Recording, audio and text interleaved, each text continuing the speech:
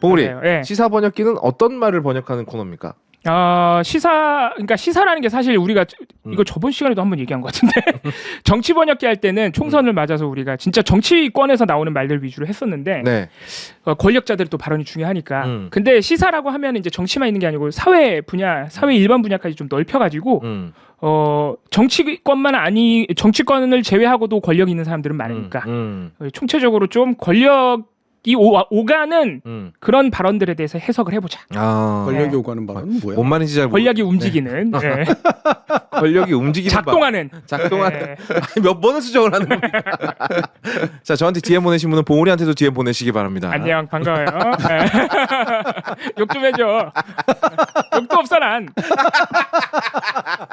아무것도 없는 게 좋은 거야. 예.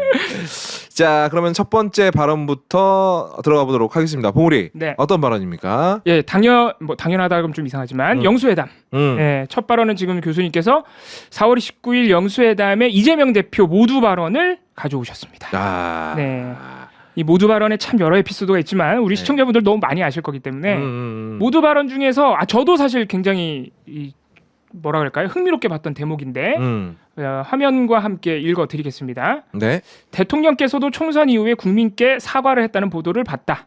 드리는 말씀이 거북할 텐데 그것이 국민과 야당이 가지는 이 정부 2년에 대한 평가의 일면이라고 생각해 주시면 감사하겠다라는 말을 했습니다. 이거는 모두 발언의 좀 앞부분이었어요. 앞부분이죠. 예, 앞부분에서 그 국정기조 변화를 전반적으로 요구하는 그 대목에서 앞부분에서 이런 말을 했습니다. 그러니까 지금부터 좀 길게 말할 건데 좀 불편할 수 있는 부분들이 있을 수 있으니 총선에서 드러난 민심이라고 이해해달라. 근데 이런 발언을 중간중간에 제 기억으로 한 3번 정도 합니다. 예. 그러니까 중간중간에 굉장히 이재명 대표가 저는 이재명 대표 이런 모습 처음 봤어요. 굉장히 윤석열 대통령을 배려하는 듯한 그런 완곡한 어법을 썼다. 이런 대목, 이런 거를 알 수 있는 부분이었고요. 그 다음 문장은 정치라는. 그 다음 문장은 좀 이따 해보고요. 이게 좀 띄어가지고 해야 되는 거니까. 전 약간 이런 톤으로 읽혔거든요. 네. 그러니까 되게 예의 바르고 굉장히 배려하는 듯한 말이지만 속에 감추고 있는 거. 내가 지금부터 굉장히 듣기 싫은 얘기를 할 텐데 그게 거북하더라도 네가 잘못해서 그런 거니까. 그렇죠. 달게 받아라라고 들렸어요, 저는. 이게 사람들이 원하는 정답이다. 총선에서 그게 나타난 거다. 이런 얘기니까 이거를 안 해주면 사실 큰일 나는 거다라는 얘기잖아요. 그리고 마지막 기회라는 얘기도 나왔거든요. 맞아요. 그래서 저는 굉장히 젠틀한 협박이다. 라고 생각이 됐었어요. 실제로 국정을 변화할 수 있는 마지막 기회라는 말을 했습니다. 맞아요. 일단은 상당 부분의 평가, 이재명 대표를 좋아하건 싫어하건 민주당을 지지하건 안 하건 이게 나름대로 신의 한 수였다라고 하는 평가들은 있죠. 맞습니다. 그 이유는 대통령 준비가 안 돼 있어서? 아니지. 대통령실이 짜놓은 판에서, 그러니까 남이 짜놓은 판에서 휘말리지 않고 자기 할 역할을 다 했기 때문이겠죠. 일단은 대통령이 의제를 좀 뭐 이렇게 가리지 말자. 제한 없이 하자. 무제한 룰로 가자. 그렇게 하면서도 의제를 안 받았잖아요. 그리고 뒤로 들어가 가지고 이제 비공개로 회담을 해서 마치 정치적 타협을 할 것처럼 얘기했잖아요. 그런데 그 안으로 들어가면은 결국은 얘기는 전원으로뿐이 못 흘러나오지 않습니까? 맞습니다. 그러니까 직접 내가 뭘 얘기했는지를 전달할 수가 없어요. 어차피 그 얘기에 충돌이 있을 수밖에 없기 때문에. 그러니까 나는 뭘 얘기할 거다라고 함으로써 나는 무슨 얘기를 했다를 대신한 거야. 그 15분이 지나고 나면 기자들 퇴장하고 나면 그렇죠. 그 다음부터는 교수님 말씀대로 전원밖에 나올 게 없거든요. 약간 이재명 대표가 기자들한테 타임머신을 태워준 거네요. 그렇죠. 이따가 할 말인데 미리 말해주는 거야. 이런 뉘앙스로. 그러니까 이 얘기를 한 거지. 그러니까 결국에는 실제로 했다는 얘기가 들어가. 기록이 안 되는 공간 안에서 무슨 일이 벌어졌을까라고 했을 때 그거 그냥 미리 그냥 기록해 버리라고 던져준 거예요. 근데 이걸 한 이유가 뭐냐면 결국은 전원 정치로 가면은 되게 좀 쓸데없이 논점이 이동해 버린단 말이에요. 이런 말 했네 저런 말 했네 그러면서 왔다 갔다 할 테니까. 그거 가지고 또 진실 게임 하고. 그렇죠. 그리고 두 번째로는 대통령실이 뒤에서 비공개를 함으로써 정치적 타협을 도모하는. 사실 비공개가 필요한 이유는 공개적으로 이렇게 논박을 하는 것보다 밑에서 이것도 하고 저것도 하고 거래도 좀 하면서 그래야 주고받기 게임이 되잖아요. 그러니까 비공개로 하는 거란 말이에요. 네. 그러니까 정치적 결과물이 나올 수 있다면 비공개로 하는 게 맞지. 네. 그렇죠. 네. 안 나올 판이라는 건 너무 뻔히 한 거야. 네. 이미 대통령 캐릭터에 대한 뭐 파악이 오래전에 끝났기 때문에. 예. 그래서 말씀 듣겠다라고 얘기하고 자기 말 할 거라는 건 뻔히 알기 때문에 바로 시간 확보를 위해서라도 맞아. 예. 어차피 비공개 들어간 다음에 85대 15라 가지고 앞에 모두 발언 한 거랑 하면은 모두 발언 합쳐도 이재명 대표가 적게 했을 것 같은데. 당연하지. 네. 네. 자, 그러면 세 번째 이제 논점이 났는데 그래서 앞에 두 가지로 봤을 때 정치적 승리 뭐 굳이 이걸 표현하고 싶진 않지만 네. 잘한 결정이죠. 예. 야당 대표 입장에서는. 근데 이게 대통령 면전에서 네. 저렇게 아니 비공개로 그냥 딱 얘기해가지고 문제를 풀면 될 거를 앞에다 대놓고 너 잘못했다라고 얘기하면 그게 무슨 예의냐. 이게 지금 정치회담 영수회담에 오는 사람으로서 해야 될 일이냐. 요게 이제 이후에 논란거리가 됐잖아요. 예, 이게 논란이 되는군요. 대통령실 입장입니다. 네. 예. 근데 이 논란거리고 뭐 예를 들면 진중권 같은 사람은 이거 예의가 도 아니다고. 자기는 예. 무슨 예의나 지키는 사람이. 그러니까. 제가 아는 사람 중에 제일 무례한 사람이거든요. 뭐 그렇게 얘기할 걸 뻔히 알 거 아니에요. 맞아요. 예. 이재명 대표가 저거를 앞에 길게 이제 발언한 거, 앞에 있는 사람 민망할 거라는 것도 알고. 네. 네. 그러니까 예의를 차려서 되도록이면 얘기를 한 건데 그럼에도 불구하고 이 형식 자체가 되게 논란의 대상이 되고 뭔가 비판받는 입장이 될 거다라는 걸 알았을 거라고. 항상 끝나자마자 그런 기사들이 나왔거든요. 대통령 면전에 대고 저런 얘기를 했다. 예. 네. 무려 15분간. 일방적으로 쏟아냈다. 뭐 이런 보도들 있었죠. 예. 예. 근데 그거를 알면서도 왜 했을까? 이거지. 저는 첫 번째로는 이게 제가 개인적으로 갖는 감상이긴 한데 이재명 대표가 대통령에게 할 뿐만 아니라 이 지금 모두 발언을 나한테 한다는 느낌이 들었어요. 국민한테 말한다는 느낌이 들었습니다. 그래서 이봉호한테 받았으라고. 나한테 독대 보고를 했구나. 국민에게 말한다는 느낌이 들어가지고 말씀하신 대로 비공개 회의 들어가면은 무슨 말을 했는지 정확하게 안 나오기 때문에 국민들한테 이번 회담의 목표와 내용과 성과는 사실 나올지 안 나올지 모르는 상황에서 최소한 이런 의제들은 확실히 짚고 넘어갈 거다라는 것을 이재명 대표가 국민들에게 보고하는 의도를 가졌다고 봤거든요. 네. 모두 발언에서. 네. 그래서 그런 측면에서 감수했다고 보는 거죠. 그러니까 네. 좀 무례하다고 비판이 나와도 이거를 영수회담이 아니라 국민에 대한 보고라고 생각하면 난 해야겠다. 뭐 이런 좀 마음가짐이 있지 않았나라는 생각이 듭니다. 생각해보면 이런 느낌도 듭니다. 만약 저기서 이재명 대표가 저런 거 안 했다고 하면 예의 바르다는 기사가 났을까. 네. 네. 저는 이거는 절대 손해보지 않는 게임이거든요. 어차피 좋은 얘기 안 나와요. 우리 언론 이거 가지고 좋은 얘기 절대로 안 써줍니다. 그럴 바에야 국민들한테라도 제대로 말하는 게 낫죠. 내가 이러이러한 국민들의 민의를 정확하게 읽고 있고 이거 오늘 대통령한테 전달하러 왔고 전달할 거고 만약에 이걸 안 받으면 그때부터는 대통령 문제지 내 문제는 아니야. 맞아요. 그러니까 예를 들면은 이게 정상회담이라든가 이럴 때 네. 그 프로토콜이라고 불리우는 네. 예의나 아니면은 일종의 그 의전 같은 네. 거 이런 거를 맞추는 이유가 뭘까? 그거를 맞춰야 기능이 이제 그 발휘가 되기 때문이잖아요. 네네네. 네. 그렇다면은 이면 합의를 하더라도 전면에는 뭔가 이렇게 공식적으로는 약간 이제 흐리게 만든다라든가 네네네. 이런 방식으로 하죠. 이게 속이려고 하는 게 아니라 외교나 이런 정치가 가지는 특성 때문에 이제 그런 거란 말이에요. 근데 문제는 대통령은 정치를 한다고 얘기했지만 정치할 생각이 없거든. 정치를 할 줄도 몰라. 네. 그러니까 정치판 안으로 들어가 봤자 정치가 안 된다는 걸 뻔히 아는 거라고. 그러니까 이걸로 할 수 있는 거의 유일한 건 결국에는 나는 국민을 대리해서 여기에 왔다라고 만천에 알리는 수밖에 없는 거지. 생각해보면 되게 슬픈 일이다. 정치를 못하니까 그러니까 대통령은 정치할 마음이 없어서 대통령과의 정치가 아예 안 되니까 다른 방식의 정치를 택했다. 그렇죠. 네, 대중에게 호소하는. 네, 대중에게 호소하고 대중의 힘으로 압박하고. 네. 그렇죠. 압박이 맞겠네요. 대중의 힘으로 압박하려는 의도를 가졌다. 네. 네. 그래서 국민과 야당이 가지는 이렇게 표현을 써요. 야당하고 국민을 일부러 분리했죠. 맞아요. 네, 맞아요. 네, 네. 보통의 경우는 야당이라는 표현도 잘 안 쓰고 내가 국민을 대변한다 이렇게 네. 얘기하는데 국민과 야당이 가지는 그러니까 야당이 이런 얘기를 했고 그리고 이건 사실은 보면 이제 국민도 이런 생각을 갖는 것 같다. 그렇죠. 총선 민심을 이제 얘기하는 거겠죠. 그러니까 나는 야당의 대표자일 뿐만이 아니라 총선 민의에 반영된 국민의 민의의 대표자다. 이 얘기를 한 거예요. 대단히 정적인 발언이기도 하지만 일부러 두 개를 분리한 게 되게 중요해요. 네. 국민이 가지는 이렇게까지만 얘기한 게 아니라 그냥 정치적으로 야당이 갔을 뿐더러 총선 때 야당이 선택받은 그 국민의 의지다. 이렇게 얘기하는 거죠. 야, 그러면 이거는 거의 빠져나갈 구멍을 안 준 거네요. 그러니까 이게 야당뿐만 아니라 국민이 정부에 대해서 원하고 있는 평가와 원하고 있는 지점인데 이거 어떻게 받을 거야 말 거야. 안 받을 수가 없는 상황을 만들어 버리고. 그리고 저거는 일종의 자신감의 표현이에요.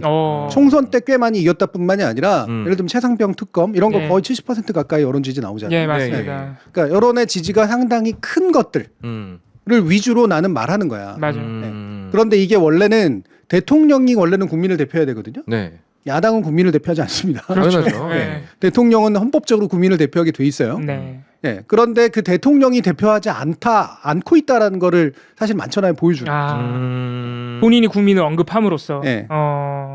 근데 이거는 약간 부차적인 얘기긴 한데 저는 아까 말씀하신 대통령실과 야당 쪽에 여당 쪽에서 네. 뭐 예의가 아니다 이런 얘기를 하면서 대통령실에서 나온 입장 중에 제일 황당했던 게 아니 모두 발언을 이렇게 길게 하면 어떡하냐. 이재명 대표가 길게 하는 바람에 대통령이 못했다는 거예요. 이재명 대표 말을 듣느라. 이재명 대표가 말 꺼내기 전에 기자들 나가세요라고 얘기를 했잖아요. 그러니까. 그렇죠. 네.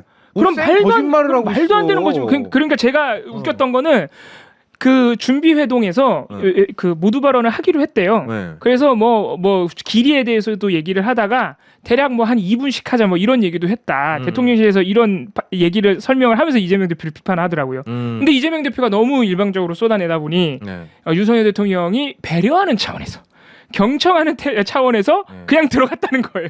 야, 그럼 85분 얘기한 사람은 엄청나게 배려받은 거네요. 비공개에서. 그래가지고 네. 이게 대통령실이 저는 그래서 굉장히 당황했구나. 이렇게 이재명 대표가 어느 정도 예상한 것조차도 넘어서서 이재명 대표가 모두 발언을 했다고 지금 느끼고 있구나. 되게 당황하고 있다는 걸 느끼고. 또 하나 대통령실이 굉장히 큰 실수를 저질렀는데 그냥 만나자라고 한 거잖아요. 의지에 대해서 아무런 제한을 걸지 않았단 말이에요. 네. 그러니 더더욱 할 말이 없는 거지. 네. 야, 니네가 룰 없이 하자 그랬잖아. 맞아. 오히려 의제를 정했으면 그거 안에서만 얘기하자고 했을 텐데. 의제를 정했으면 왜 의제 바깥에 얘기를 꺼내느냐라는 식으로 몰아갈 수 있었는데 그냥 뭐 의제 없이 만납시다. 저는 아예 대통령이 생각한 게 그냥 회담이 아니라 그냥 만나서 자기가 일방적으로 떠들고 그리고 나서 막 정신승리하려고 했던 게 아닐까라는 생각이 계속 듭니다. 그러니까 정치라고 하는 건 많이들 얘기하잖아요. 주고받기라고. 네. 정치를 얘기하는 순간 무슨 옳고 그름에 대한 판단을 하는 게 아니란 말이에요. 예. 그러면 야당 대표를 만난다? 기존에 영수회담이라는 표현을 썼던 것들의 대부분은 5개 중에 3개는 받고 2개는 안 받고 뭐 예를 들면 5개 중에 3개는 내 걸로 하고 2개는 네 걸로 하고 누군가의 눈에는 굉장히 안 좋게 보일 수도 있지만 그 자리로 부른 이유는 그걸 하자고 부르는 거라고. 누군가가 보기에는 야합으로 보일 수도 있겠네요. 그렇죠. 네. 근데 그거 하자고 부르는 자리예요 원래. 그러니까 만나지 못하러 안 그러면 그냥 전화 오면 되지 못하러 만나. 맞아. 네. 그리고 막 마치 만나서 뭐 얘기가 서로 막 신의가 생기고 얘기가 풀리고 인간적으로 뭔가 교류가 일어나면 갑자기 띵 하고 뭔가 된다고 무슨 독재 시대도 아니고 북한 만나서 김정은 만났을 때나 그럴 수도 있지. 맞아요. 예전에 그 박정희 정권 때나 안가로 불러가지고 같이 막걸리 마시면서 그러는 거지. 네. 하기사 근데 박정희 대통령도 야당 대표랑 그러진 않았죠. 네. 예. 그래서 이제 이재명 대표가 맨 처음에 그 한 말이 대통령께서도 총선이 끝난 이후에 국민들께 사과를 했다는 그런 보도를 봤다 이런 표현을 썼거든요. 이것도 저 되게 웃겼는데. 이것도 사과하시는 거를 들었다가 아니야. 네. 예, 보도를 봤다야. 네. 그리고 왜냐하면 난 못 들었거든. 그러니까 국민께 사과했다며. 네. 나는 못 들었지만. 네. 그래서 그 국민의 의지를 내가 알려드릴게. 당신이 사과한 국민들은 이렇게 생각해. 사과 안 했어? 그럼 안 한 거야? 이렇게 되는 거지. 역시. 네. 그래서 이게 상대가 했다라고 하는 말을 이용해가지고 그거를 기정사실로 시켜버리고 나는 못 봤지만 예. 그렇다면 그 사과했다는 건 잘못했다는 뜻이니까 그 잘못했던 내용 다시 알려줄게. 이렇게 얘기를 하는 거죠.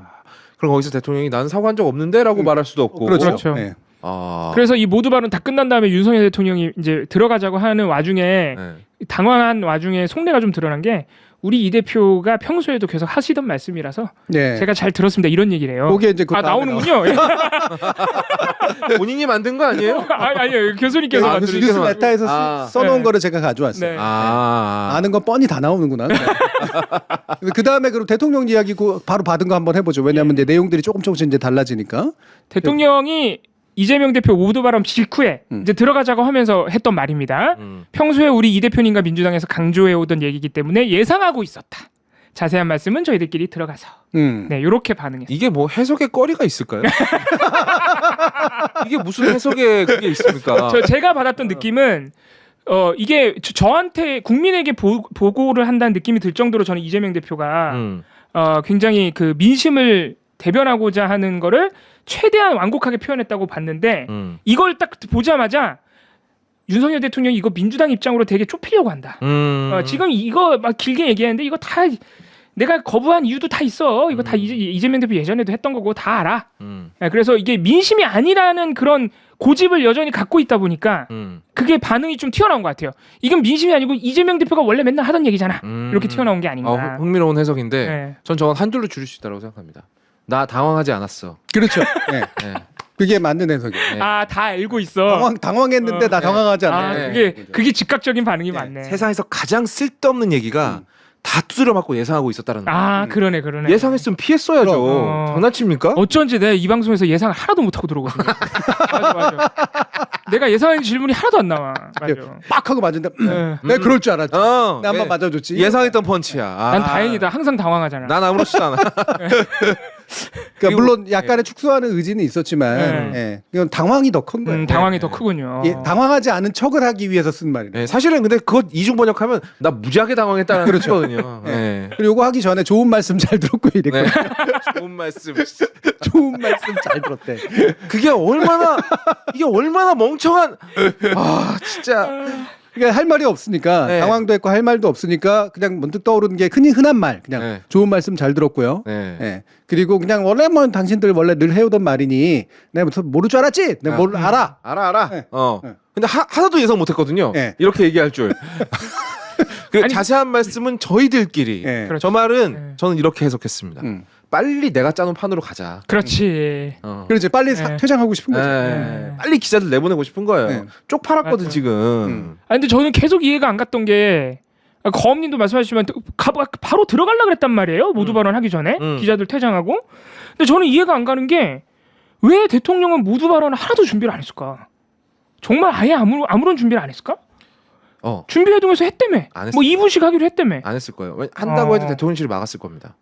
그러면은 실제로 준비한 게 그 만나서 이렇게 약간 어깨도 이렇게 주무르고 어깨를 서로 이렇게 뜯겼어요. 윤석열 대통령 대표가 했던 것처럼. 그리고 덕담 나누고 좋은 말씀 잘 들었습니다. 이게 준비된 모두 발언의 전부였나 혹시? 아니죠. 왜 원래 이런 회담은 정상급 회담이잖아요. 당연히 모두 발언 하고 들어가지 않습니까? 보통 언론들도 들어와 있고 제대로 된 대통령이면 그러니까 기자들이 보는 앞에서는 그냥 액션만 취하고 싶었던 거예요. 여기 부른 액션. 그럼 이렇게 입장 표명 같은 거 없이 그렇지. 액션만 보여주고 사진. 그러면 사진. 정말 의도가 노골적인 거네. 사진. 그리고 어차피 안에 들어가서야 그냥 내 판에서 그냥 내가 하면 되는 거니까 그렇죠. 바깥으로 나오는 얘기도 아니고.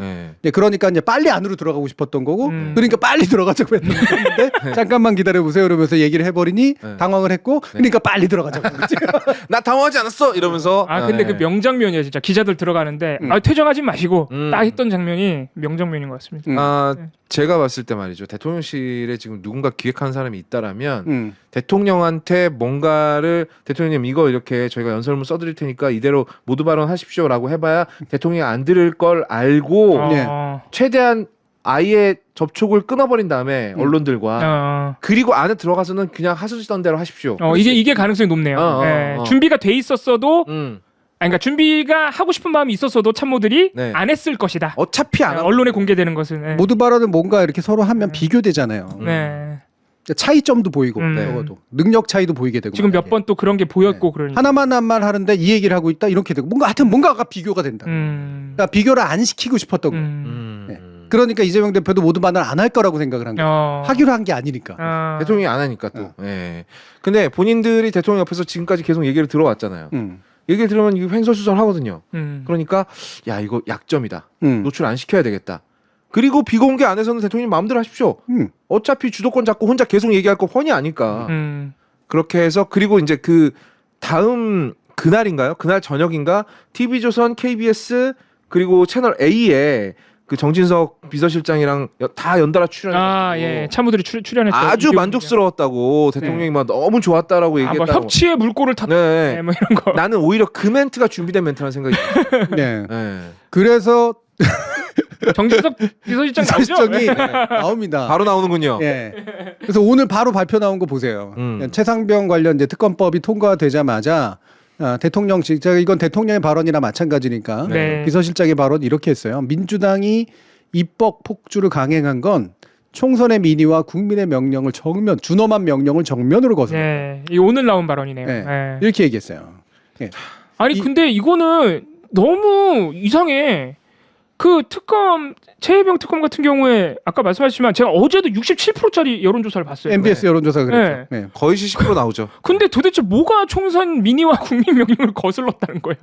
그러니까 하나마나 한 말도 아닌 틀린 말을 하고 이건 있는 거잖아요. 정면으로 틀린 얘기를 하고 있죠. 이거는 그러면은 영수회담에서 확 약속하지 않은 건데 왜 뭐 이런 건가? 그렇지. 그러니까 영수회담에서는 자기는 분명히 이제 거부 의사 밝혔고 그건 이제 나중에 얘기하자 뭐 이런 식으로 하긴 한 건데 자세한 말씀은 저희들끼리 하려고 했던 거잖아요. 그런데 자세한 말씀 저희들끼리 해놓고선 거기서 제대로 된 말이 안 남았으니 그렇죠. 결국에는 21대 국회에서 저렇게 한 거잖아요. 마지막에. 네. 그러니까 되게 열받은 거야. 그러니까 총선 민의와 국민의 명령을 정면으로 거스른다라는 식의까지 표현을 썼는데 그게 이재명 대표가 처음에 모두 발언을 했던 것 자기는 민의를 전달하겠다라고 그렇죠. 온 거잖아요. 그러면 그거하고 서로 정면으로 다른 얘기를 하고 있는 거죠. 각자 바라보고 있는 민의가 다른 거네요. 굉장히 다르죠. 그리고 다 바라보는 시각은 틀렸다라고 하는 것들을 분명히 말할 수가 있죠. 네. 아니 영수회담에서 제가 기사를 접했기로는 최혜병 특검은 아예 얘기도 못 꺼냈다고 들었거든요. 네. 아예 얘기도 못 꺼냈으니까 사실 영수회담에서 의제로 오르지도 못한 것이고 민의 전달만 한 것이고. 그 모두 발언밖에 없었어요. 네. 그리고 그동안 대통령실 입장을 보면 일관적으로 특검을 거부해 왔잖아요. 그러다 총선 진 거 아니에요. 맞아요. 근데 이런 상황에서 저렇게까지 그러니까 마음에 안 드는 건 알겠는데 총선 민심에 어긋난다는 발언은 너무 세잖아요. 너무 정반대인데. 네. 그렇죠. 난 이건 좀 거꾸로 생각해봐야 된다고 생각해요. 최혜병 특검 같은 경우에는 어차피 못 받아요. 그러니까 세게 나가자. 그렇지. 어차피 못 받을 바야. 이거 국민의 민의를 배신하는 거다라고 나가야지. 국민의 민의가 이렇지만 나는 못 받겠다 이럴 수는 없잖아. 그럼 그러니까 당연히 못 하죠. 오히려 그럼 더 세게 차라리 민의 얘기를 나간다. 하지 말아야지. 그렇지. 하지 말았어야지. 그러니까 저는 그래서 이해가 안 가는 거예요. 그러면은 그냥 다른 말로 얼버무리든가 좀 법안에 문제가 있다 이런 식으로. 저렇게까지 얘기하면 자기네들이 졌다는 얘기가 안 되잖아. 총선을 분명히 졌는데 그 엄연한 사실을 거부하거나 부정하는 꼴이 돼버리잖아요. 그리고 당장 나온 여론조사의 결과도 당장 대놓고 부정하는 꼴이 돼버려. 저는 그래서 이해가 안 가는 거죠. 그런 말을. 그러니까 저 얘기 차라리 안 했어야 돼. 화가 났어도. 화가 나서 감정적인 발언이군요. 그렇지. 그럼. 그냥 그리고 뭐냐면 일종의 이제 코끼리는 생각하지 마 효과인데 자꾸 이제 저쪽에서 총선 민의 얘기하고 뭐 국민들의 뜻 얘기하고 막 계속 그러니까 니들만 민이야? 우리도 민이야. 이게 있는 거야. 우리가 파악하는 민의는 달라. 그러면서 이제 그거를 역으로 공격한다고 그 얘기를 써버린 거죠. 근데 바보죠. 이거는 잘못된 거라. 그 프레임 안에서 놀 수밖에 없어요. 그러면 사람들이 딱 느끼기에는 쟤네들은 총선을 뭐라고 받아들이고 있는 거야? 그러니까 하나도 달라진 게 없구나. 이렇게 딱 될 수밖에 없는 거죠. 총선 때 그렇게 두드려 맞고 또 저기 다수 의석 뺏겼음에도 전혀 달라질 생각이 없구나. 그러면은 이런 상황에서도 저렇게 마음대로 하나 안 됐다고 화를 내고 있는 한국인이 이건 100% 거부권 가겠군요. 당연한 거죠. 최혜병 특검은 100% 거부권을 가겠네요. 그래서 이재명 대표가 앞에서 했던 발언, 요 뒤에 발언 중에 정치에 관련된 발언이 나오잖아요. 정치라는 건 추한 전쟁이 아니라 아름다운 경쟁일 수 있다. 이게 되게 좀 라임까지 살려가지고 얘기했어요. 근데 이게 이제 곧바로 이어지는 발언은 아니고 딴 얘기하다가 이제 맞아. 이거는 거의 막판에 가서 모두 발언 막판에서 한 얘기입니다. 어떤 얘기였어요? 이게 그 정치라고 하는 건 추한 전쟁이 아니라 이 발언 다음에 바로 나온 발언이 상대를 죽이지 않고도 이길 수 있다는 것을 보여주셨으면 좋겠다. 이것도 사실 윤석열 대통령 대놓고 직설적으로 비판한 건데 지금 검찰 동원해서 정적 죽이고 있지 않느냐라는 얘기랑 똑같은 것인데 그거를 상대방에게 돌렸어요. 그렇게 할 수 있다는 걸 네가 보여줘봐. 그렇지. 나를 죽이지 않고 야당 사람들 수사하지 않고 네가 민의를 얻을 수 있다는 거 한번 증명해봐.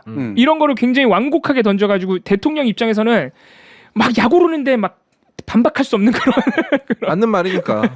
그리고 이게 다 계속해서 대통령을 화자로 얘기했거든요. 맞아요. 이 말 자체가. 이게 뭐냐면 대통령 정치한다며? 정치한다며.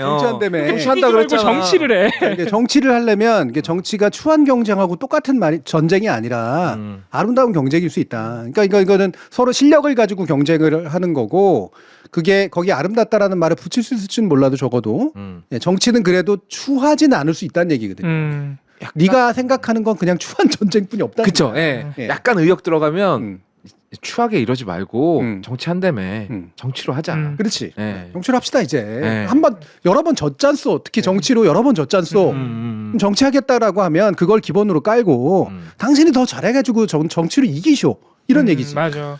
근데 이게 조금 이재명 대표 이런 생각까지 했을지 모르겠는데 우리가 여러 번 시사 번역기 정치 번역기 하면서 한동훈 전 비대위원장하고 윤석열 대통령이 정치를 뭔가 되게 추하고 더럽고 그렇지. 막 못난 사람들이 하고 나는 검사라서 안 그런데 이런 생각을 하고 했다는 게 발언에서 막 몇 번 드러났잖아요. 윤석열 대통령이 소위 이제 도어 스태핑 할 때마다 그렇죠. 네. 아니 뭐 그 정치적인 목적을 가지고 그러는 건 아니고 뭐 그러니까 계속했잖아. 맞아요. 네. 그러니까 이재명 대표가 네가 그렇게 생각한다고 해서 정치가 다 그런 게 아니다. 네가 생각한 대로 보지 말고 네가 아직 정치를 몰라. 아름다운 경쟁일 수 있다. 뭐 이렇게까지 의도하진 않았겠지만 읽는 사람 입장에서는 그런 게 좀 느껴지네요. 근데 듣는 사람 입장에서는 예전에 이재명 대표 비판하던 분들이 이재명 대표도 여의도 정치를 잘 모른다.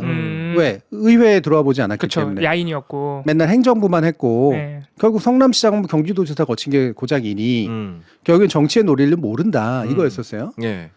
그래가지고 대통령 선거 떨어지고 난 다음에 뭐 개항을 출마해가지고 이제 보선으로 나오려 그랬더니 아니 대통령이 진 사람이 왜 나오냐 그랬단 말이에요. 네 맞아요. 그리고 난 다음에 또 당대표 하려 그랬더니 이건 또 방탄하려고 하는구나 그랬단 말이에요. 뭐 그래요. 그런 비판의 여지는 충분히 있죠. 그걸 왜 비판해야 되는지 잘 모르겠지만 뭐 나름의 방식으로 어쨌든 정치적으로 생존하려고 한 거 아닙니까? 그러면 그 비판하는 사람들은 정치를 도대체 무슨 의미로 쓰려고 하는 걸까? 정치라고 하는 거는 정치적으로 계속 지지를 받아서 목숨을 잃거나 그 사람들의 뇌리에 사라지지 않는 게 정치란 말이에요. 정치인의 정치라고 하는 건. 그러면 그게 상급의 정치도 있고 하급의 정치도 있고 중급의 정치도 있을 수 있지만 어느 거는 정치가 아니고 어느 건 정치다라고 얘기할 수 없거든. 그럼 왜 의회 경력이 없거나 의회 경험이 없어서 대통령 잘 못할 것이다 라는 얘기를 비판을 의회 들어와서 잘 하려고 한번 해보려는 거에 대해서 왜 비판하냐고. 맞아. 그리고 나서 정치도 안 해본 사람이 당대표 하니까 이런 식으로 맨날 대립분이 안 하지 않느냐. 오케이 그렇게 얘기할 수 있어요. 근데 적어도 대통령보다는 정치를 잘할 수 있다라고 하는 건 보여주잖아. 적어도. 사람들이 그렇게 얘기를 했어도 여기서 그냥 눈앞에 뻔히 드러난 겁니다. 대통령은 정치를 못해. 대통령은 정치를 해본 적도 없어. 할 생각도 없고. 대통령은 정치를 싫어해. 그러면 당신들이 그렇게나 외쳤던 정치라고 하는 게 그나마 이재명 대표가 하려고 노력하고 있는 거야. 근데 왜 거기에 대해서는 평가 안 해주지? 그러니까 저는 이재명에 대한 이 뿌리 깊은 안티. 그리고 온갖 이유를 들어가지고 이재명은 안 되라고 얘기하려고 하는 사람들의 마음 이게 사실은 전 이해가 잘 안 가요. 저도요. 제가 이재명을 특별히 좋아하거나 이재명이라는 사람이 막 정말로 모든 걸 잘한다 이런 생각을 하는 사람도 절대 아니지만 그럼에도 불구하고 뭐 이렇게까지 싫을까? 그러니까 진보가 됐던 보수가 됐던 이게 일정수의 안티든 뭐가 그렇게까지 싫을까? 감정이지 거의 감정적인 거죠. 그래서 이 영수회담도 놀라운 게 영수회담 전까지는 진짜 보도량이 어마어마해가지고 거의 모든 이슈를 삼켰거든요. 그런데 영수회담 딱 끝나고 나니까 이게 누가 봐도 이재명 대표가 이긴 거야. 그러니까 보도를 안 해버려. 보도를 안 해버려. 이재명 대표에 대한 평가 아니 정치인은 긍정적으로 평가해도 해줄 수 있는 거잖아 잘하면. 근데 아예 보도가 안 나오고 그나마 나오는 보도가 저희가 아까도 얘기했지만 윤석열 대통령이 경청해가지고 협치가 돼가지고 뭐 이태원 특별법을 통과시켰느니 뭐 이런 식으로만 지금 보도가 나오고 있는. 저는 그 기사 진짜 어처구니가 없었는데 나 정치 기사 왜 이렇게 많이 보지? 대통령이 다변가라서 이재명 대표를 비롯한 민주당 의원들이 말려가지고 자기 역할을 제대로 못했다라는 평가가 나온다. 또 한 2달이 건너가지고 그 얘기를 하더라고요. 다변가요? 다변가면 모두 발언도 좀 하시지. 그러니까요. 말이 그렇게 많으신 분이 왜 모두 발언 안 하시고 비공개에서만 그렇게 말씀을 하십니까? 한쪽은 그렇게 못하는 걸 그렇게라도 포장을 해가지고 만들어 주는데 다른 한쪽에서 이건 사실은 누가 봐도 대통령의 정치적 패배거든요. 그렇죠. 이 영수회담까지 오는 과정과 그 이후 과정은 대통령의 정치적 패배입니다. 완벽한 패배죠. 대통령의 정치적 저단수기 때문에 나온 현상이에요. 이재명이 고단수라고 얘기할 수 있을지까지는 모르겠지만 적어도 비교적으로 더 고단수인 거 맞아. 맞죠. 그럼 왜 그 부분에 대한 정치적인 어떤 평가는 없지? 그렇지. 다변가라는 말 너무 웃기지 않습니까? 너무 웃기지 그게. 그냥 뭐 수다쟁이라고 하든가. 다변가가 뭐야 다변가가. 조금 더럽게 들리기도. 똥 많이 싼 사람이. 죄송합니다. 제가 그런 건 아니고. 내가 그런 거예요. 다변은 양이 많다기보다는 자주 한다. 자주 쌉니까? 난 좀 그래요. 술을 줄여요. 맞아. 그렇다 그랬어. 하나씩 가져가는 건 술 때문이에요. 맞아, 다른 게 맞아. 없어요. 예. 의사 같대. 아무튼 참 그리고 우리 대통령 하고 있는 얘기 듣고 있으면 전 그 자리에 비공개 회담에 앉아있던 사람도 참 고역이었겠다. 네. 아니 말이 초점이 없어요. 그러니까 초점 안 잡힌 카메라를 보고 있는 것 같아요. 도대체 무슨 말을 하고 싶은 건지 알 수가 없어. 아니 그러니까 윤석열 대통령에게 네. 권위가 있나 솔직히 지금 권위요? 정치적 권위라는 게 있나? 예를 들면 지지가 너무 확실해서 생기는 권위라든가 아니면 뭐 개인적 카리스마. 그렇죠. 카리스마 같은 게 말을 너무 있어가지고라든가 잘해요. 예전에 그나마 검찰총장 때는 그거라도 그렇죠. 있었잖아요. 네. 있었죠. 좋아하든 싫어하든 간에 전문가로서. 네. 사실은 윤석열이라는 사람의 거의 유일한 정치적 자산은 두려움이에요. 두려움. 때려잡는다. 그러니까 저 사람은 뭔가 하나 딱 타겟 잡고 뭐 있으면 잡아. 무슨 일이 벌어져도 네. 지가 원하는 대로 한다. 심지어 권력자도 잡아 막 이런 이미지였죠. 그거예요, 그거. 네. 그 두려움이 현재까지 끌고 오고 있는 거야. 이 두려움에 대통령 권력이라는 게 결합돼 있으니 두렵지. 더 많이 무서워. 더 두렵지. 여전히 두렵습니다. 그렇죠? 네. 그게 유일하게 남은 힘이거든요. 그게. 정치적 권위라는 게 없어요. 그리고 영성회담 이런 거 하고 보면 옆에 있는 그 수석들이나 아니면 여당에 있는 사람들 보면 얼마나 한심했을까. 그러니까 진짜. 저게 우리 이런 거 아니에요? 네. 네. 솔직히 말은 못하지만. 네. 네. 근데 그런 마음이 드는 걸 어떻게든 말 안 하고 포장하고 저쪽 편 탓으로 돌리고 이렇게 하는 그 애쓰는 마음. 네. 알겠어, 그래. 뭔지는 알겠는데. 뭔지는 알겠는데. 그렇게까지 해야 됩니까? 그러면 적어도 이를테면 좀 진보 쪽에 있거나 아니면 좀 더 민주주의 지향이 좀 강한 사람들이 적어도 지금 현재 야당 대표가 아무리 애를 써도 대통령이 변하지 않냐고 하는 이 현실. 네. 그리고 아무리 의석이 190석이 넘게까지 가도 대통령 꿈쩍도 안 하는 현실에 대해서 뭔가 심각한 인식을 가져야 되고 그러면 야당의 힘으로라도 뭔가를 할 생각을 해야 되지. 이게 정상적인 거 아닙니까? 이런 게 바로 민주주의죠. 그렇죠. 네. 대통령이 아무런 정치적 권위도 없고 할 생각도 아무것도 없는데 그냥 권력 가지고 할 수 있는 두려움 하나뿐이 없는 상태에서 정치를 누가 해야 되냐고 그러면. 지금 사실 야당이 정치해야 되는 상태예요. 맞아요. 네. 네. 사실상 대한민국의 정치의 권위는 야당이 다 갖고 있는 셈이에요. 그럴 수밖에 없죠. 근데 네. 그걸 한 당파의 문제로 지금 격화시켜 버리잖아. 네. 사실 야당이 정치를 해야 된다는 게 굉장히 조금 안타까운 일인 게 야당이 결국에는 제도와 법을 바꿔야 된다는 소리거든요. 그러니까 정치를 하려면은 정치를 한다는 게 결국에는 지금 산재에 있는 여러 문제의 변화를 빨리 이끌어내야 된다는 것인데 결국 근데 법이랑 제도를 바꾸려면 결국은 또 결정권은 대통령이 갖고 있어. 네. 그러니까 입법 폭주 이따위 얘기를 하고 있는데 네. 입법부가 법으로 할 수 있는 게 뭐가 있냐고 지금. 그러니까. 네. 아니 그리고 할 수 있는 것도 족족 거부해 버리고 있잖아요 지금. 뭘 할 수 있는데. 그래서 나오는 게 또 김진표 의장. 예, 현 국회의장이죠. 김진표 의장이 관련된 이야기는 좀 이따 하고요. 아 예. 그거하고 연결되는 게 깜짝 놀랐어. 요 아 여기 정진석 비서실장님 나와야 되거든요 네. 이제. 최상병 특검법에 네. 관련된 이야기가 이제 좀 돼야 되고 우리가 아 예. 그래서 한 10분 정도 이렇게 아마 8시 한 10분 정도까지 한 20분 동안 이제 아마 나머지를 이야기를 해야 될 것 같은데. 네. 자, 일단 최상병 특검법, 예. 최해병 특검법 뭐가 맞습니까? 아, 근데 저는 이게요. 유족이 원했기 때문에 네. 최해병으로 이름 불러야 된다고. 유족이 원했다면 그때부터 네. 최해병인데요. 네. 그거랑은 좀 별개로요. 네. 제발 부탁인데 그 정보를 세상 모두가 다 동시에 습득하는 게 아니잖아요. 최상명이라고 부르는 사람들한테 가서 네. 뭐라 하지 말아라. 뭐라고 안 했으면 좋겠어요. 그냥 알려주는 건 상관없거든요. 네. 근데 그게 아니죠. 그렇게 부르는 거 싫어요? 이렇게 나오는 거. 그런 건 아니에요. 뭐 하나 이렇게 네. 약간 그 대안적인 어떤 단어가 생기면 네. 그걸 안 쓰는 사람들은 다 정신머리 없는 사람이라고 생각하는 그 정신머리는 어디서 왔는지. 그러니까 그게 말이 안 되지. 솔직히 말하면 예. 최해병, 그러니까 최상병이라고 말해도 그 특검이라고 하는 것들을 원하는 사람들의 정서가 표현이 돼 있는 거잖아요. 그렇죠. 예. 솔직히 말하면 최해병은 틀린 표현이에요. 예. 굳이 말하면 일상적인 표현은 아닙니다. 그렇죠. 해병이라는 계급이 없어요. 아니 여러분들 예를 들면 육군 출신이죠. 육군 병장 출신이죠. 예. 거육군 아니죠? 예, 백육군이라 그럽니까? 백병장이죠. 예, 백보병이라 그래요? 네. 안 그러죠. 예. 그러니까 백병장이라고. 저 백병장이에요. 백병장이 없고요. 맞아요. 아니 무슨 공군 출신이면은 네. 공군에 있어서 여러 가지 뭐 병과들이 있을 텐데 네. 이공군. 무슨 이공군이라고 불러요? 맞아. 아니잖아요. 네. 그러니까 해병이라고 하는 게 한 개인을 부를 수 있는 표현이긴 하지만 성을 붙여가지고 누군가를 하는 게 아니에요. 직위를 붙여서 부르는 게 더 훨씬 더 일상적입니다. 그러니까 최상병이라고 부른 거예요. 네. 네. 그 태도는요. 저는 김건희 여사 특검이라고 안 했다고 징계 때리는 태도랑 별로 똑같은 거죠. 그렇죠. 네. 똑같은 태도라고 생각하거든요. 언어 탈레반이 하는 짓이에요. 제가 언어를 정교하게 쓰자라고 주장하는 게 탈레반처럼만 자는 게 아니라니까. 네. 언어가 가지고 있는 여러 가지 것들이 있단 말이에요. 그러니까 일반적으로 부르는 표현으로서는 최상병이 맞아요. 네. 그러면 사실은 뭐 최상병 특검이면 최상병을 특검하나? 그렇게 따지면 맞아. 최상병 사망을 덮는 의혹 수사 과정에서 그거를 의혹을 은폐하고 억압했다라고 하는 특검이잖아요. 예. 그러면 그렇게 얘기하면 대통령 특검이라고 해야지. 마찬가지로 언어법적으로 최상병 특검도 또는 최해병 특검도 그렇게 맞진 않아요. 줄여서 부르는 겁니다. 그 안에 여러 가지 뉘앙스나 맥락이 들어가. 그래서 원래 이 법률 안에 공식 명칭이 뭐예요? 엄청 긴데 잠깐만요. 진짜 무지무지하게 길던데 그거. 순직 해병 수사 방해 및 사건 은폐 등의 진상 규명을 위한 특별 검사의 임명 등에 관한 법률 아니에요. 아이고 네. 엄청 기네. 해병을 넣어야 되는 이유 알겠죠. 네. 왜? 어쨌든 해병으로서 했던 일들에 관련된 거니까. 근데 해병이 핵심 포인트일까?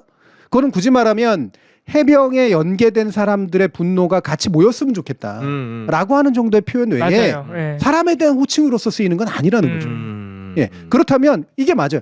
요즘 흔히 쓰는 건데 해병대원 최상병 해병대원 최상병 특검법. 아 그게 맞네. 예. 그게 정확하네. 그러니까 해병대원 최상병 특검법. 해병을 굳이 붙이고 싶으면 앞에 붙이는 게 나아요. 또는 해병대원 최수근 사망사건에 관련 특별법. 약간 길게 얘기하던가. 무슨 최해병을 하나 줄여가지고 특검법 붙였다고 딸랑 자신들이 정의라고 얘기를 하냐고. 제가 가장 이해가 안 가는 태도 중에 하나입니다. 네. 그러려면 제대로 얘기를 해야지 제대로. 예. 그래서 최상병 특검법이라고 해도 되고 해병대원 최수근에 관련된 특검법 또는 해병대원 최수근 사망사건 은폐 의혹 특검법 그냥 그게 정확히 얘기하고 싶으면 길게 얘기하면 돼요. 다 줄이고 난 다음에 뭐 해병 가지고 상병 가지고 싸울 필요는 전 없다고 생각을 합니다. 예. 그게 그래서 사실 작년에 그 이제 최상병이 사망하고 얼마 안 있다가 이제 이런 수사 외압이나 이런 문제가 막 불거졌을 때 그때 유족이 되게 힘들어하셨거든요. 그래서 그 본명이 실명이 자꾸 언론에 오가는 걸 작년에 유족이 되게 힘들어하셨어요. 그래서 일부 언론에서 이제 그 실명을 안 쓰면서 지금까지 온 거예요. 실명 거의 안 쓰죠 이제는. 그래서 초창기에는 유족분들이 힘들어하시니까 한겨레 같은 일부 매체에서는 아예 채도 뺐어. 해병대원 순직 수사 외압 사건이라고 불렀어요. 네, 그러니까. 네, 근데 그게 사람들이 그렇게 하면 와닿질 않나 봐. 네, 그럼 누가 죽었는지에 대해서 잘 모르겠다 이거죠. 아까 말씀하셨지만은 여기에는 사람들의 감정. 이걸 특검을 반드시 했으면 좋겠다는 사람들의 어떤 소망 이런 게 담겨 있는 거잖아요. 그 명칭에. 그러다 보니까 이제는 해병대원 순직 수사 외압이라고 썼던 매체들도 다시 돌아왔어요. 최상병 최해병으로 다시 돌아왔어요. 그러니까 그런 걸 고려할 때 물론 유족들의 마음 중요하지만은 우리가 그런 것들을 다른 사람들에게 알려주는 것까지는 괜찮은데 최상병이라고 부르는 최상병 특검법이라고 부르는 우리 모두의 마음을 잊어서는 안 된다. 그런 점은 중요한 것 같아요. 교수님 아까 하신 말씀이 진짜 마음에 안 왔네요. 최상병이라고 부르는 사람도 최해병이라고 부르는 사람도 이 특검법이 왜 통과되기를 바라는가에 대해서 다 알고 있잖아요.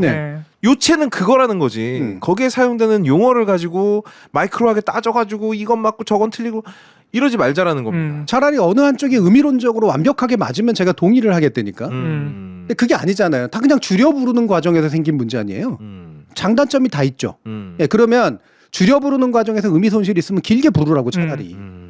그리고 줄여 부르는 과정에서 만약에 의미 손실을 어차피 감수해야겠다면 특검법이라고 하는 것 자체의 의미를 더 많이 부여를 하라는 거지. 쓸데없는 거 가지고 좀 싸우지 않았으면 좋겠어요. 그러니까 요즘에는 뭐 그렇게 아는 척하는 사람들이 많은지. 너 미쳐버리겠어요, 진짜. 그러니까 이게 무슨 정의의 일부라고 생각을 하는지 모르겠는데 그 시간에 그냥 차라리 한 명 더 설득하고 한 명 더 특검법이 더 통과될 수 있도록 이를테면 대통령 한 번 더 욕하면 됩니다.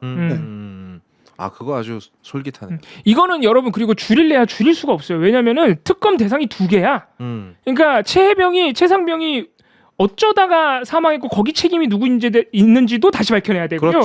그 수사가 거의 될 뻔했는데 그거를 누가 사건을 가로챘느냐, 누가 혐의 지우라고 했느냐, 이것도 다 봐야 돼. 그러니까 사건 이름 자체를 줄일 수가 없어요. 그냥 다 불러요 그냥. 그러니까 차라리 귀찮으면 다 부르라니까요. 귀찮으면이 아니라 제대로 얘기하고 싶으면 다 부르자는 거지. 맞습니다. 순직 해병 수사 방해 사건에 관련된 특검법 조금만 줄여도 되잖아요. 이 정도만 줄여도.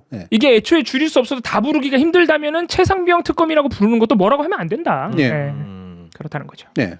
결국에는 이 논쟁은 쓸데없는 논쟁이다. 각각에는 장단점이 있다. 이렇게 보고요. 두 번째로 특검법을 거부하고 있는 대통령실의 논리는 뭡니까? 대통령이 지금 독소조항 얘기를 하고 있는데요. 첫 번째는 왜 이게 독소조항은 사실 별 의미가 없습니다. 왜냐하면 거짓말이야.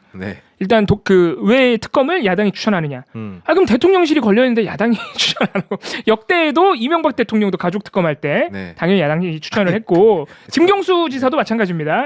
그러면 여당이 추진했어. 그러니까 말이 안 되는 안 얘기예요. 냈을 거예요? 말도 안 되는 소리라고 앉았어. 말이 안 되는 거고 또 하나는 전례가 없답니다. 수사 중인 사건을 특검한 전례가 없다. 이것도 전례가 있어요, 전례. 생 거짓말이에요. 그러니까 이런 건 찾아보지도 않고 나는 그냥 얘기하는 사람들이 정말로 이해가 안 가. 근데 이게 제 기억 속으로라도 여러 번 했거든요. 근데 이게 놀라운 여러 게 번 대통령실에서 이런 게 나온다는 거예요. 진의 입장에 마치 전례가 없어. 그러니까 두 가지가 논박이 돼야 되는데 전례가 없으면 안 돼? 맞아.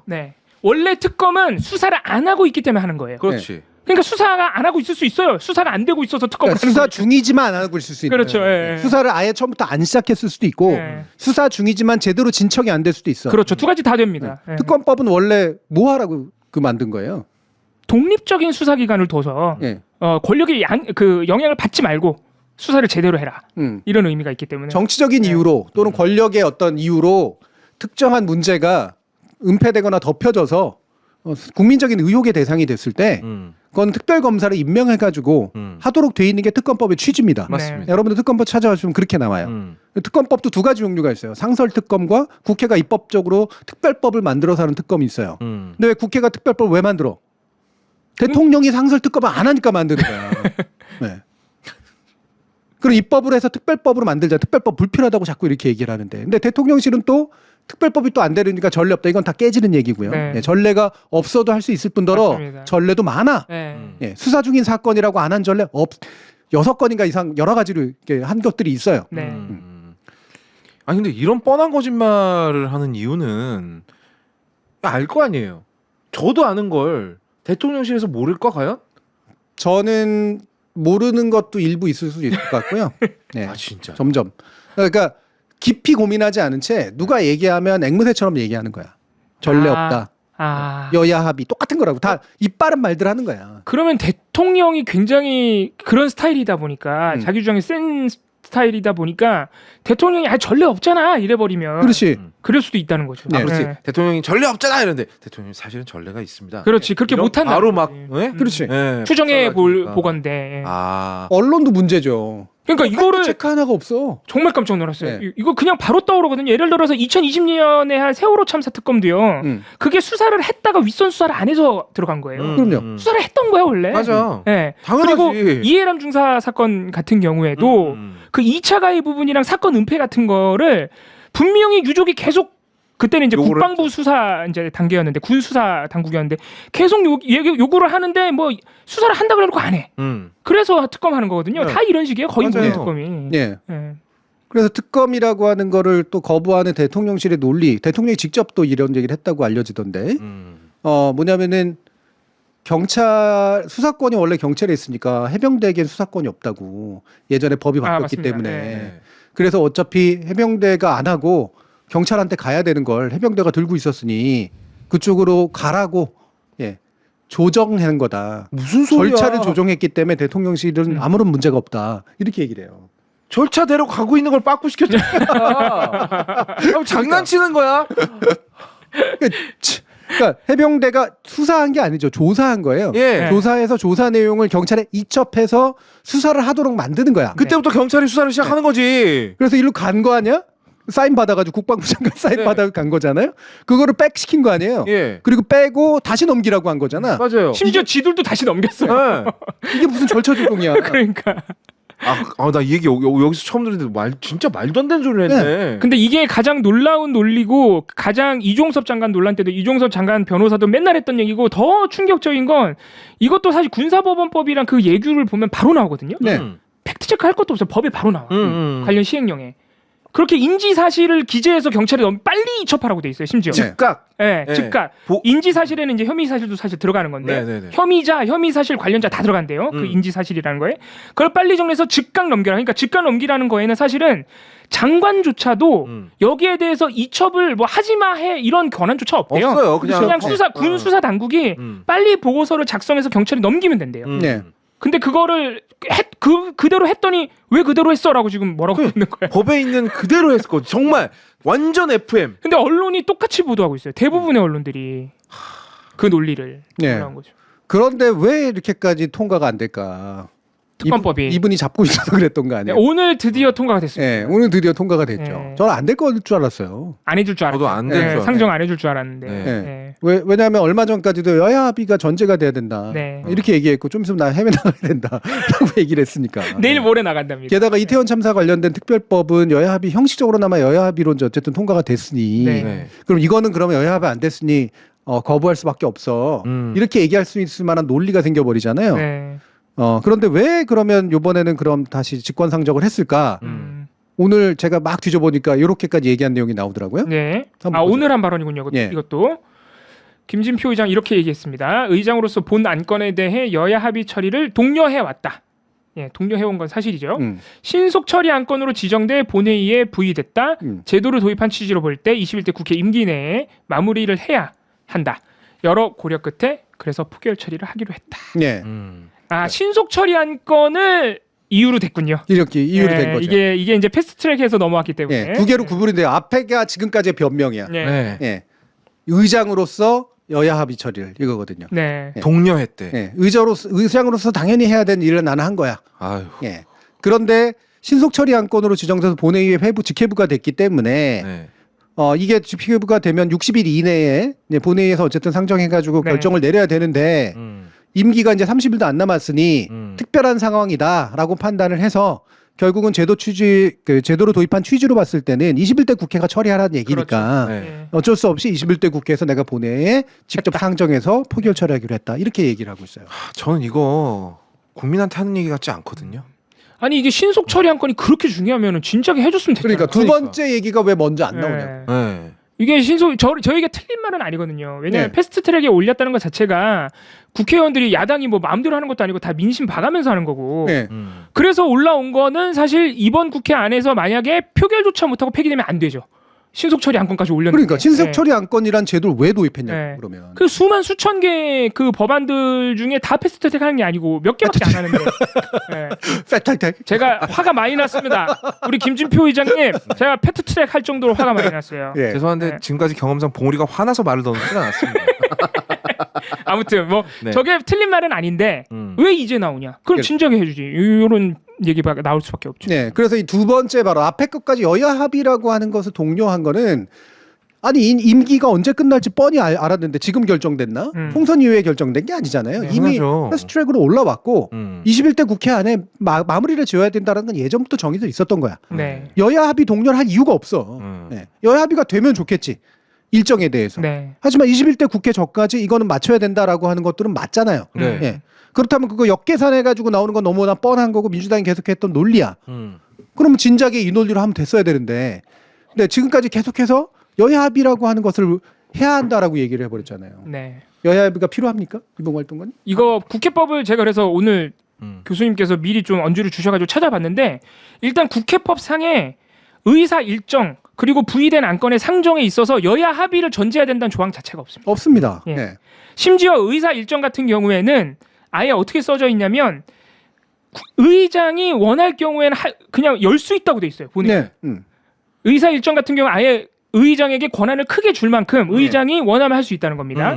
그 외에 여야 합의 비수문이 써있는 게 딱 하나 있는데 이게 모든 법안이라는 게 심사 기간이라는 게 있잖아요. 소위에서 했다, 법사위에서 했다가 아니면 너무 버팅기면 지금처럼 신속 처리 안건 했다가 그 심사 기간을 단축시킬 수 있는 아주 예외적인 조항이 있는데 그게 뭐냐면 천재지변, 국가 비상사태, 전쟁 같은 거. 네네. 그리고 의장이 여야랑 합의해서 이건 너무 급한 법이니까 여야가 합의해서 하자 그러면 할 수 있다.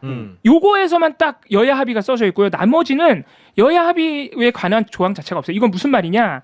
의장이 마음만 먹으면 그러니까 중립적이라는 게 꼭 여야 모두의 만족을 다 고려해달라는 게 아니잖아요. 중립이라는 게. 쓰고 있는 거예요. 그러니까 중립이 말이 좀 이상하죠. 그게 여당이 원하지 않는다고 해서 무조건 여당 말대로 해달라는 게 아니라 의장이 원하면은 민심과 그리고 법안의 필요성, 시급성 이런 것을 따졌을 때 그리고 절차가 다 갖춰져 있다면 왜냐하면 지금 민주당이 요구하는 법안들이 다 정상적 절차를 맞춰서 부의가 돼 있는 상황이에요. 네. 절차만 돼 있으면 의장이 얼마든지 자율적으로 올려라 이 얘기입니다. 네. 사실 법의 취지는. 국회의장이 헌법기관인 이유죠. 그러니까. 네. 아니 만약에 그렇게 모든 게 여야 합의로 넘어가야 된다 그러면 아니 그러면은 저기 뭐야 다수석 말고 소수 여당이 그냥 침대 축구 해버리면 그렇죠. 아무것도 통과가 안 돼야 정상이란 말이잖아요. 네. 아예 모르는 거예요? 아예 전혀 모르시나 그냥? 그러니까 이거는 어떻게 보면은 여야 합의를 해야 됩니다 그러면서 본인이 되게 겸양 그리고 뭔가 대타협 막 이런 걸 원하는 사람처럼 보이려고 하는 것 같은데 알고 보면은 의장이 자기의 권한을 너무 과도하게 쓴 거 아닌가? 사실은 그냥 의장이 국회 절차 다 맞췄으면 올려줘야 되는데. 그렇죠. 올려줘야 할 일을 안 한 거예요. 근데 올려줘야 되는데 그걸 안 하고 막 합의해 저 도장 받아 막 이러고 있으니까. 오히려 국회의장의 권한이 강력하다는 걸 역으로 보여준 겁니다. 그러니까 권한을 좀 과도하게 쓴다는 느낌이 들더라고요. 국회 다수당이 다수의 의견으로 절차를 지켜가지고 했음에도 불구하고 의장이 막고 있으면 못 한다는 얘기거든요. 네. 소수 여당이 침대 축구에도 못 막는 게 못 막는 일이거든요. 네, 그렇죠. 네. 근데 의장이 막을 수 있다는 얘기야. 네. 그러니까 이거 뭔가 이상해요. 그러면 의석을 가지고 있는 여당보다도 의장이 센 거란 얘기예요. 네. 심지어 법사위 위에 하나가 더 있는 거예요. 그러니까 막고 있는 게. 네. 그럼 의장의 그런 정도에까지 권한을 줬다는 얘기는 뭐냐면 중립적으로 행동하라는 얘기가 아니거든요. 네. 중립이라고 하는 거는 그냥 자기의 역할이 없는 거야. 중립은 그냥 기계가 하는 일이니까. 네. 그냥 알아서 빨리 합의하세요. 네. 라고 하면 되는 거라고. 초등학생 데려다도 하겠네요. 그거는. 역으로 이렇게 다수당보다도 권한이 셀 수 있는 이 부분에 있어서는 결국은 본회의에 안 올리면 아무것도 안 되는 거 아니에요. 입법이라고 하는 거는. 이 정도로 센 권한을 의장에게 줬다는 얘기는 중립적으로 행동하라는 소리가 아니거든. 국민의 의지에 따라 판단하라는 소리지. 자, 아름다운 세상님, 해시TV에서는 기본적으로 존댓말을 쓰고 있습니다. 네. 갑자기 저런 말을. 아니 아까부터 이분 저한테 계속 시비를 걸고. 아니 그러니까 저분의 댓글을 제가 얘기한 거예요. 왜 갑자기 저런 소리를 하는 거예요? 아까부터 계속 하고 있어요. 스패너분들 뭐 하시는지 모르겠네. 네. 그래서 저도 이번에 법을 찾아보니까 김진표 의장이 막 되게 뭔가 민주주의자, 이 수기주의자 막 이런 척을 했지만 법을 보면 법에 있지도 않은 권한을 쓰고 있네. 네, 오히려 기계면은 상정이 다 됐어야 돼. 오히려 기계가 더 나아. 그런 측면에서는 절차를 마치면은 상정을 해줘야 된다. 그러니까 이게 국회의장 중립이라고 하는 그 표현이 너무 그냥 일반적으로 쓰여서 실제로 국회의장은 중립이라고 하는 요건이 있는 건가? 그러니까 법으로도 없고요, 관행상으로도 없어요. 그랬으면 예전에 한나라당, 새누리당 이런 국회의장들은 다 쓰레기 국회제. 맞아, 다 올렸어. 저번에. 교수님이 잠깐 말씀하셨는데 그 정의화 의장 때 테러 방지법 아주 대표적인 사례. 그러니까 그런 것들이 국민의 의지하고 또 어긋났기 때문에 결국에는 나중에 정치적으로 큰 타격을 입은 거잖아요.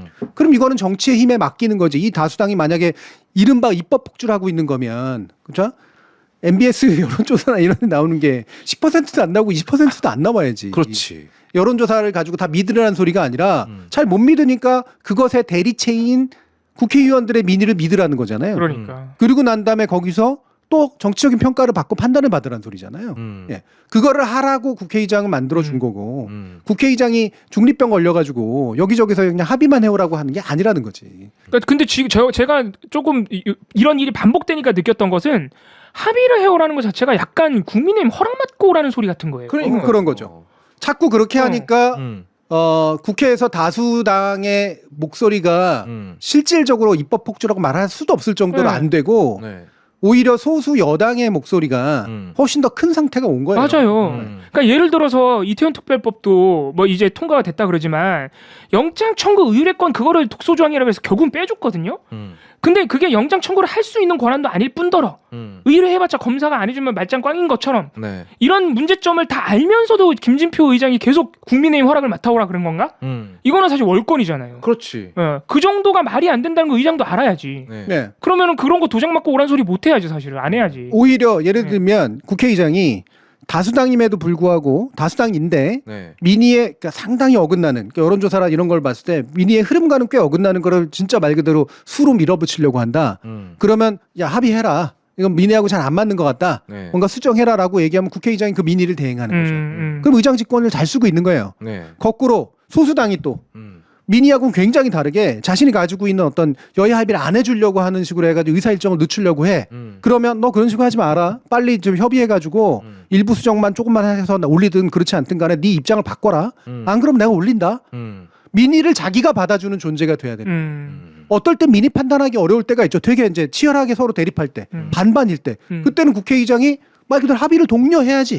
네. 그때는 다수당과 수수당의 문제로 갈 게 아니라 그러다가 안 되면 결국은 어차피 표결 가는 거고 결국에는 마치 무슨 합의인 것처럼 다 이렇게 얘기하지 말고 자신이 민의의 대변자가 되려면 그렇게 균형제를 잡아주면 되는 거예요. 안 그러면 다수당은 다수당대로 소수당은 소수당대로 네. 자신의 의석수만 믿고 네. 네. 쓸데없는 저항을 하거나 쓸데없는 폭주를 하겠죠. 네. 그거를 의장이 지금까지 제대로 관리를 했는지 스스로 물어봐야지 그러면. 사실 오늘 교수님이 이 발언 김진표 의장 발언 갖고 온 거는 김진표 의장도 김진표 의장이지만 최근에 이 차기 국회의장의 후보 네. 물망에 오른 민주당 네. 이제 당선자들에 대해서 언론 보도가 살벌하거든요. 반민주주의자들. 네. 김진표 의장 합의에 오라 근데 욕하고 있고 어. 이런 민주주의 반헌법주의자들 막 이런 식으로 보도가 나오고 있어서 그렇죠. 네. 왜냐하면 저 추미애 당선인이 당선되자마자 그 얘기 했거든요. 네. 국회의장의 중립에 대해서 본인의 소신을 밝혔거든요. 네. 아니 본인의 소신을 밝힌 거잖아. 그 양반이 지금 뭘 한 게 아니잖아. 그리고 그 소신이 그렇게 잘못된 것도 그러니까, 아니고. 아니 말도 못해 무슨. 교수님 지금 말씀하신 대로 국회의장은 자기 나름의 판단 기준을 가지고 판단을 하는 존재지. 그렇죠. 아니, 중간에 서가지고 다 합의해 오세요. 합의해 오면 통과시켜드릴게요. 뭔데? 그러니까 이거 한번 제가 논문까지 찾아봤어요. 실제로 각 나라의 국회제도나 국회의장이 네. 어떤 권한을 가지고 있고 정치적인 중립성을 이를테면 헌법 내지 법률의 수준에서 요구받고 있는가. 네. 여러 가지 유형들이 있습니다. 예. 예. 그런데 그것도 법으로 규정된 경우는 거의 없고요. 예. 우리나라처럼 당적을 못 갖게 하는 게 되게 특이한 케이스예요. 당적을 못 심지어 갖게 일본도 없대요. 그런 조. 대통령은 당적 있잖아. 행정부를 담당하고 심지어 있는데. 1호 당원이라 1호 당원. 맞네. 국회의장이 당적이 없어요. 네. 심지어 우리 대통령께서는 당비도 제일 많이 내신다 그랬는데 그러니까 국회의장에게 당적을 안 갖게 하려고 하는 건 나름대로 중립적으로 비정파적으로 행동해라라고 법률은 요청하고 있는 거야. 네. 그거는 맞아. 하지만 그렇다고 정치적 중립성을 규정해 놓진 않았잖아. 그 얘기는 뭐냐면 당적을 없애는 일종의 상징 규정이란 얘기예요. 네. 상징 규정이고 그 상징 규정을 통해서 민의를 대변하려고 노력해라 이렇게 얘기하라는 거야. 단순히 여야 합의만 달달달달 외워서 얘기하는 게 아니에요. 맞아요. 영국 같은 경우는 의장이 중립적인 것들을 해야 되는 경우들이 많아서 그건 왜냐하면 여당이 바로 정부거든. 여당이 바로 정부야. 그 내각제는 또 특히나 그렇죠. 예. 그러니까 그 반대에 있는 야당은 정권도 없을 뿐더러 입법에서도 밀려. 예. 그러니까 여소야대가 안 되거든요. 기본적으로 원리상 영국이라는 데는. 그러니까 그걸 균형을 맞춰주기 위해서는 가능한 한 정치적 중립을 지켜주는 게 좋겠죠. 거기는 구조상 야당표를 좀 들어줘야겠네. 그렇죠. 네, 어느 정도는 그래야죠. 어. 네. 안 그러면은 행정권과 가지고 있는 여당이 폭주를 할 테니까. 네. 그 정확히 반대가 미국의 하원의회입니다. 미국의 하원의회는 여러분 보셨잖아요. 트럼프 뒤에서 막 찢어. 찢었어요. 낸시 펠로시가 네, 맞아. 연설문을 찢어. 대놓고 찢어버렸잖아요. 원칙상으로는 중립적으로 행동해야 되지만 비정파적으로 행동해야 되지만 그럼에도 불구하고 이게 현실이 바로 정파에 의해서 당선된 사람이라는 걸 알기 때문에 다수당을 대표하는 행동을 해. 그게 왜? 대통령을 견제하는 기관이에요. 그렇지. 우리 국회도 마찬가지. 네. 만약에 우리 국회가 그랬으면 언론들이 뭐라고 보도했을까요? 네. 뒤에서 막 뻑뻑 찢어. 반헌법주의자. 그렇지. 그렇게 얘기했겠죠. 그러니까 미국은 대통령 중심제 국가이기 때문에 행정부하고 의회가 대립적이야. 네. 그래서 심지어 당도 대립해야 돼요. 같은 당이라고 하더라도. 맞아요. 기본적으로. 그러니까 이 정도의 견제 관계 속에 있으면 비정파적인 행동이라고 하는 게 형식적으로는 있다고 하더라도 견제가 중요한 거야. 대통령 견제가 중요한 거라고. 그러니까 우리나라는 그럼 대통령제에 가까워요? 내각제에 가까워요? 우리는 대통령제에 가까운 데지. 그 얘기는 국회의장이 해야 될 일은 국회의 권능을 사용해서 대통령을 견제하라는 소리예요. 행정부의 폭주를 견제하는 게 원래 국회의 기능이에요. 우리나라 기능. 그런 의미에서의 비정파성을 하라는 거지. 그렇지. 견제하라는 거지 행정부를. 행정부를 견제하라고 앉혀놨더니 행정부가 그 젊은이 죽음을 은폐하려고 한 데에 대해서 수사하자 그러는데 그것도 지금 특검을 통과를 안 시켜주고 행정부 견제하라고 했더니. 그래서 더 열받게 자기 여행 가겠다 그러고. 네. 그러니까 기가 찰 노릇이죠 지금 상황. 그러니까 이런 거에 대한 제도에 대한 취지, 뭐 제도의 구성 방식, 그다음에 그 제도의 성격 여러 가지 면에서 역사 이런 거 일말도 고려하지 않은 채 예를 들면 국회의장은 중립은 여야 합의. 여야 합의 안 지키면은 국회의장으로서 역할을 안 하는 것. 이 자동 공식이 어디에서 그러니까. 나온 거냐고 도대체. 아니 중립 이꼬르 여야 합의도 너무 이상해. 그렇잖아요. 그렇지. 이게 솔직히 여야 합의도 아니잖아. 여당 말 좀 들어주라는 거잖아. 맞아요. 네. 아니 그리고 패스트 트랙 자체가 합의가 안 됐을 때 하는 거예요. 마치 국회의장이 다수당 견제하는 게 의장의 역할인 것처럼. 맞아. 지금 그렇게 돼 버렸어요. 아니 행정부 견제가 국회 역할이고 그 국회를 민의를 대변해서 국회를 의장이 꾸려 나가는 거예요. 어디에 중립이라는 그런 식의 말들이 왜 이런 당연한 걸 가르쳐 줘야 되냐고. 진짜. 그러니까 사실 박근혜 정부 때까지만 해도 안 그랬는데 갑자기 어느 순간 국회의장이 막 엄청 합의를 해야 되는 것처럼 됐어요. 어느 순간. 네. 네. 그것도 최근의 일이기 때문에 그게 그나마라도 여대 아소 네. 행정부도 가지고 있고 그렇네. 여당이 되게 다수당인 경우 이건 입법 폭주가 행정부 폭주로 하고 연결될 수 있잖아요. 그래서 견제를 네. 하는 개념. 그러면 국회의 견제 기능이 사라지거든. 그러면 그때 국회는 다수당을 어느 정도 견제하고 행정부도 견제해야죠. 그러니까 의장이 그런 역할을 할 필요가 있지. 그래서 문재인 정부 때 약간 그런 분위기가 있었죠. 네. 그러면 그거는 그래도 그나마 빠져나갈 구멍이 생겨요. 그렇죠. 나 행정부 견제할 행정부도 거야. 있는데. 네. 그러네. 근데 그렇지 않은 상태잖아요 지금. 행정부가 바뀌었죠 결정적으로. 그러네요. 또 그런 이유가. 근데 이 김진표 국회의장 이분이요 최근에 신년 기자회견에서 저출산 대책 얘기를 막 했단 말이에요. 네. 그러면서 저출산인 이유가 대통령제 때문이래요. 그게 제가 이제 공론화 토론도 하고 100분 토론도 했기 때문에 네. 그 얘기의 배경은 얘기해 드릴 수가 있는데 네. 그게 뭐냐면 정책의 안정성이 떨어진다. 정권이 바뀔 때마다. 또 대통령 단임제 국가이기 때문에 네. 5년 단위로 정책이 자꾸 바뀌고 심지어는 어떠냐면 대통령 하다가 끝날 때 되기 전에 네. 이거를 제대로 장기적으로 밀어붙이려고 하는 게 아니라 자기 임기 내에 성과를 내려고 하는 정책을 위주로 하다 보니 네. 그 돈을 그런 식으로 쓰게 된다 이 얘기야. 네. 결국에는 개헌이 필요하다라고 얘기한 이유는 대통령 단임제를 넘어서서 뭔가 정책 기능이 제대로 원활히 발휘될 수 있도록 하자 이런 얘기거든요. 근데 왜 갖다 붙인 게 저출산일까요? 전 이게 너무 멀리 떨어진 얘기를 지금 무리하게 이어붙인다는 생각이 들었거든요. 그런 면도 되게 크죠. 네. 그러면서 또 그 국회의장이 얘기하는 게 지금 개헌을 얘기하면 자꾸 이제 권력 구조를 재편하는 것만 이제 얘기를 하는데 그게 아니라 저출산 문제 같은 되게 심각한 문제를 대처하는 개헌도 가능하다. 오히려 권력 구조 문제 가지고 싸우면 잘 안 되니 이것만이라도 개헌하자 이 얘기를 주장하려고 하는 거거든요. 맞아요. 그럼 권력 구조 개헌 같이 해야겠네. 왜냐면 뭐야? 기회가 몇 번 없어. 대통령 단임제 때문에 문제면 중임제로 한 다음에 동시에 어떠냐면 개헌도 같이 해야겠네. 예. 그러니까 뭔가 앞뒤가 안 맞죠 사실. 이분 약간 아닙니다. 음모론 꺼내고 싶지 않아요. 아무튼 네. 지금 5월 임시회가 좀 남아 있기 때문에 또 앞으로 어떤 법을 또 여야 합의 도장 받아오라 그럴지 또 지켜봐야죠 또. 네, 뭐 할 게 많지는 않을 거예요. 네. 네. 하지만 지금 특검법 해병대원 순직 사망 사건에 관련된 의혹 수사를 위한 특검법은 통과가 됐고 다행히 국회의장이 괜히 끝에서 괜히 뭐 이상한 멋있는 척하고 뭐 이런 저쪽에 멋있는 척하려고 하는 행동은 안 해서 그나마 다행이다. 이건 그나마 압박이 작동해서 생긴 그러니까 여론의 압박인 것 같습니다. 이렇게 일단 이해를 하면 될 것 같습니다.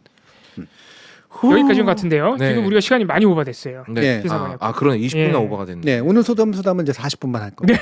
네. 그러게요. 여러분들이 할 말이 별로 없을 것 같아요. 진짜요? 제가 교수님 주제인가? 네. 저는 조금 하겠습니다. 네. 해보도록 하죠. 자, 그러면은 넘어가겠습니다. 빨리빨리 넘어가죠. 소담수담입니다.